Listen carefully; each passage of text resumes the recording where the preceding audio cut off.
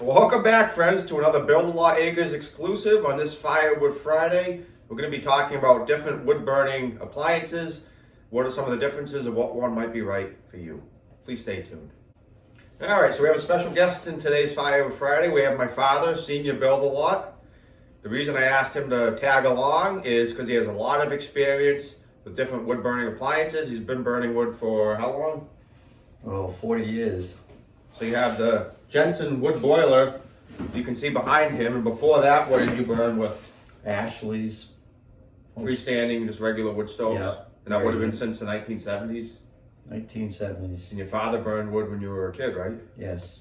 So he's been around wood for a long time. I'm not going to say his age, but a long time he's been burning wood. Start off with the most common would be just a freestanding wood stove. Some of the advantages are they're easy to set up, they're cheap, they don't require a lot of different expertise, and they do a great job heating your space. Some of the disadvantages are going to be they can't heat your water, they do require a lot of work to get your wood ready and make sure it's seasoned, and they do require some maintenance as far as cleaning. You may have to replace gaskets, things could burn out, warp, crack, etc. Did you agree with that? Yes. Did you have to do any real kind of work to your old Ashley wood stove that you had? Mostly it would be the grates. If the grates burnt out, you could either buy new ones or make new ones, and they would stock the grates, so you would know enough to get the grates and put them in. And they actually, the metal itself around the edges, they had the brick fire liners, and sometimes they would get old and brittle, and you'd want to change them and stay safe. Watch your stove, make sure there's no holes or anything in them that an ash could possibly fall out. So yeah, the safe idea is to keep an eye on your stove and the condition of your stove. So stepping over away from the freestanding wood stoves, we're going to have a similar device, and it's going to be a firewood insert, wood stove insert. These are typically going to be very similar to the freestanding stoves, except they're going to be inserted into your fireplace. So in lieu of your firebox around your, under your mantle, you're just going to put in a wood burning insert, which is going to utilize your existing fireplace and chimney, but allow you the efficiency of a wood stove. Have you ever had one of those? I've never had one, but I know when you put them in, usually they will hitch a 6-inch line into it. Depending on the liner, the best bet is to buy a stainless steel liner. It goes to the top. To the top, you would want your piece of metal that would go around it for the attachment, so it stays up, because they are quite heavy. And then you want a top, a cage, or a roof to it, so if the wind blows, it doesn't backdraft on you. And the other things a lot of people they don't do and you should do is where your damper is. When you open your damper, a lot of cold air comes down, so you would want whoever's install it, put in a plate, make it tight around the 6-inch hole, and then caulk it with some type of fire caulking, so that again, the backdraft, because you can lose as much cold air that sucks into your house as you produce heat when it's not running. So that's a good pointer to remember if you have somebody install one for you. So there's a lot of different types of freestanding wood stoves as far as brands, shapes, sizes, heating capacity. They're typically going to be rated at how many BTUs per hour they put out. Some of them might be 30,000, some could be up to 100,000. That's all going to be dependent. BTU being British thermal unit, how much energy it takes to raise 1 pound of water 1 degree. Like Casey's saying, the different types of stoves, like you have radiant, it's called radiant heat from the stove because it's directly from the stove and it heats, around to the surrounding area. The key is choose the stove like an Ashley. They have the skin around it, the thinner metal, and the reason they do that is it doesn't get as hot. So if you had kids and you had it in your living room, you would probably prefer one of those over to like a cast iron. A cast iron, the metal itself gets really hot, that if you touched it, you would actually get burnt. So all these things, when you buy a wood stove, you should be thinking of those. Yeah, those are some great pointers. Yeah, wood stoves get a lot hotter than pellet stoves. A lot of the pellet stoves, you can almost put your hand on it while it's running. You can't do that with a lot of wood stoves. They just get too hot for that, and they're not designed to be running that cool. I guess we'll step over into a water stove. So a water stove is basically going to be a wood stove. It's going to have piping inside that connects to your water system, and it's going to allow you to heat your water through the stove and then go off and provide you heat with your house, whether you have baseboard heat or however your heating system is set up. That's actually what I have, is a water stove. You've seen a thermal control at my house. It's a company out of New York. They make the stoves. They have different models. They also have a stove that has a water jacket, which we're going to get into next, which is what his Jensen has. But I would say some of the advantages to the water stoves, obviously it can heat your water, so that's going to save you money on electricity or oil or however you're using to heat your water. But the downside is it's a lot more complex than just a regular freestanding wood stove. There's an extra element you got to worry about. You got to worry about, if you get excess heat and you don't have anywhere to put it, you need a dump zone so you don't dump water all over your floor. And you're going to need somewhere to store all this water because it's just a pipe in the stove. So you're going to need a storage tank of some sort. And it's a much more complex system than a regular wood stove. What do you say, Casey? We'll show them this Jensen and explain how it works. Yeah, sounds good. All right. So what we have here is a boiler system type wood stove, and it has a water jacket. And this particular one is a Jensen. This Jensen is like 35 years old. When I built the house, we bought this new. We've had it ever since. It's a wonderful thing. It heats my house. It heats it goes into the furnace. From the furnace, it heats the upstairs with baseboard heat, the water pipes, and it also heats the hot water. I use exactly zero as far as oil goes, which is a big saver because the price of oil is going up. This house is completely heated by wood, and if you were to come in my house, you wouldn't even know that I have a wood furnace. You would think it's just a furnace itself with oil. You buy, even a wood stove, if you buy one, you should try to get a clean out door. And what it is, here's the clean out. I usually have some type of ash pan, the ashes, and this is a grate, and a grate actually turns with this handle, and you can see the ashes falling down. And this is how I clean my ashes. I can do See some of the hot ashes. I can do it when the stove's running or anything, and then you take this, and I end up dumping it in these pails. Believe it or not, these pails came from the family. These pails are over 100 years old. Wow. And it's very important that you have a metal pail to put your ashes in. You do not want to be putting it into a plastic bucket. You're going to end up melting it and causing a potential fire. Could we take a look in the Firebox? Yep. Here's the Firebox. What there is around the sides is those brick liners. They're bricks. They're made special for heat. And then underneath are the grates. And what those grates do is with this handle, I turn them, and it allows the ashes to go down to be able to clean out real easy. And it probably also allows more air to come up to the fire. A trick that we've learned through the years, if you see this little gadget in the morning, if my fire goes out and I put kindling and paper in there, I'll open this wide up and I'll stick this in here, and it allows the heat to go in, and the fire will just start real quick, so it's not hard to start it, and then just pull it out once it gets going a little bit, then load the stove. But you learn these little tricks through the years from having wood stoves. Now, what it is like Casey said, this hot water, when it heats, it gets to a certain temperature, the circulators kick in. When they do, the water will go up through here, come through here. Some of the pots, this is an expansion tank. This water gets so hot, it needs a tank it's got a bladder, and it opens and closes, so as the heat goes, it allows it to expand. Otherwise, it would burst the pipe. This is a check valve. What the check valve does is it allows the water to go one way, but it doesn't come back again. And then as it also over here is like, if Casey's close, I don't know if you can hear this, but you listen. Hear the blower going on? If it's really cold, you can turn that blower on, and it'll make the wood burn faster.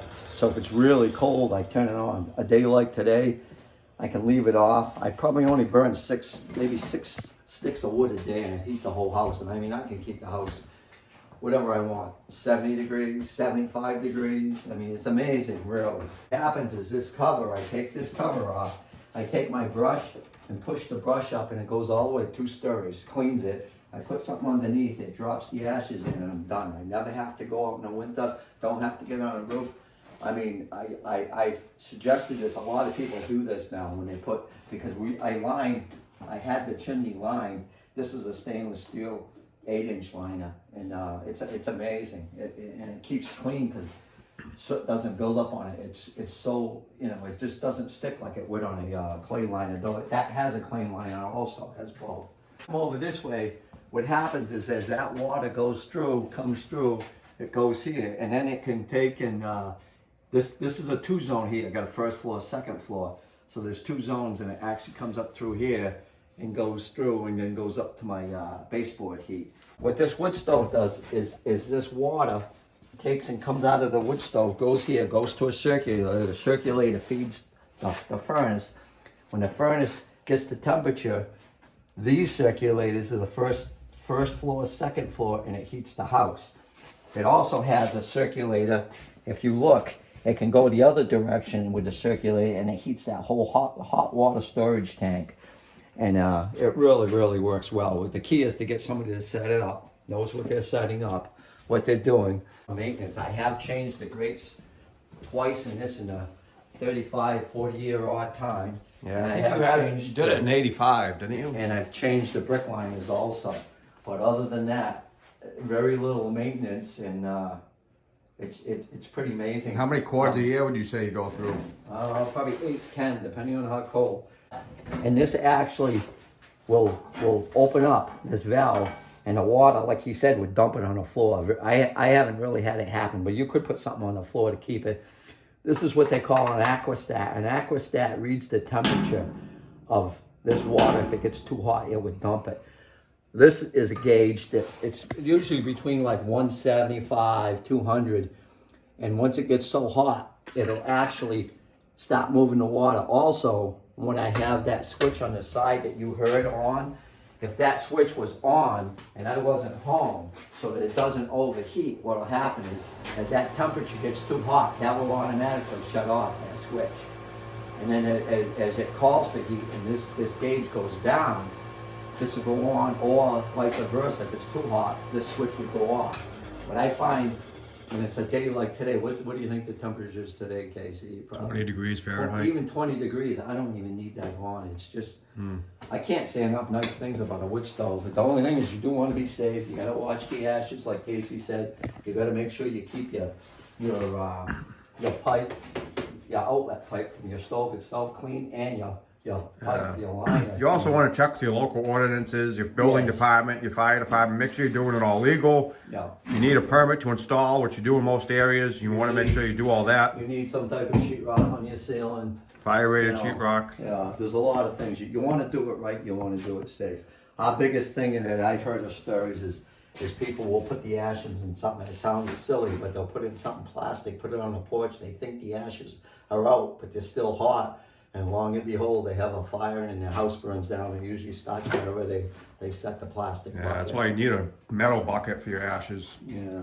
And like I said, Jensen also does make the Jensen A's, like a 24A, 30A. I believe the 24 and 30 are going to be how long of a log it will take. It is. They make 24, I think 27 and 30 is the A, B, and maybe this is the biggest one. Yeah, this is a B with a boiler, and then the A's are for air, which is going to have an air plenum around instead of a water jacket. Then it's going to have a large duct opening in the top to connect your air system to. So if your house is set up with air instead of water for heat, you could still get a Jensen unit for your house. So I think the biggest advantages to these indoor wood boilers would be they can heat your whole house, including your water or your air, so you're not spending extra money on that. And it's in your house, so you can keep all your wood inside like he does. You don't have to go outside in those 1 degree Fahrenheit days and freeze your butt off. But there are disadvantages. It keeps the mess in your house. You need the storage space for the wood, and you do have the potential for a fire, which is going to lead us into our next type, which is going to be an outdoor wood boiler. Very similar to these. They're typically going to be much bigger. They're going to look like a miniature house, so they can withstand the different weather outside, the rain, snow, sun. Now those are going to be expensive to set up. You're going to have to run underground piping to your house. But the advantages are it keeps the mess outside, they're safer, so if there is a fire, you don't have to worry about it as much. And you can do multiple buildings. A lot of people will do either 2 houses that are close to each other with them, or they might do a house and a big garage and not connected. But better at burning with pine, large pieces. Yeah, if you want to burn some, not so primo wood, it's going to smoke more. You don't have to worry about it being in your house. So, It's 4-foot logs. There's advantages and disadvantages to every type of wood boiler.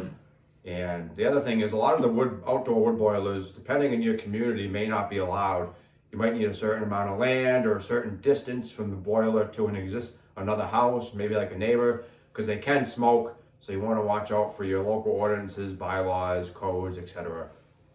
And I think the last type we're going to talk about are the gasification boilers, Those are newer style.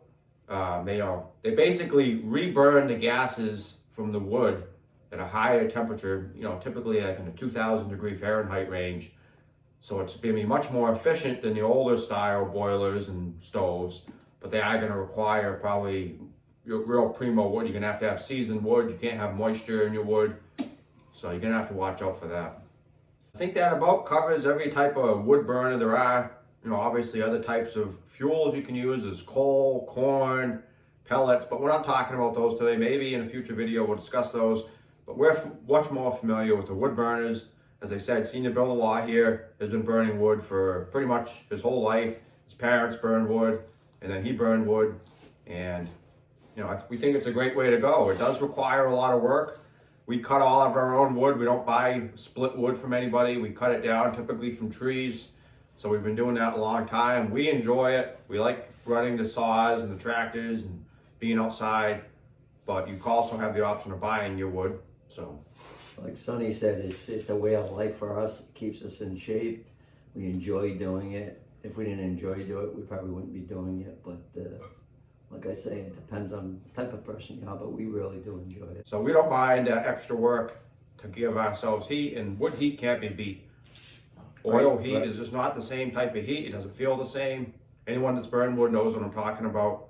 And like you said, it's a way of life. If it's not your cup of tea, that's fine. But hopefully if you're watching this video, then obviously you're into burning wood or you're thinking about burning wood. So maybe we've given you some food for thought on whether it's right for you or not. Right now my back's been acting up. I'm sitting next to this Jensen, and it's like having a heating pad on my back. When I leave and go back upstairs today, my back will be feeling really good. So we hope you guys enjoyed today's video on different types of wood burning appliances and which ones might be right for you. We will see you next time.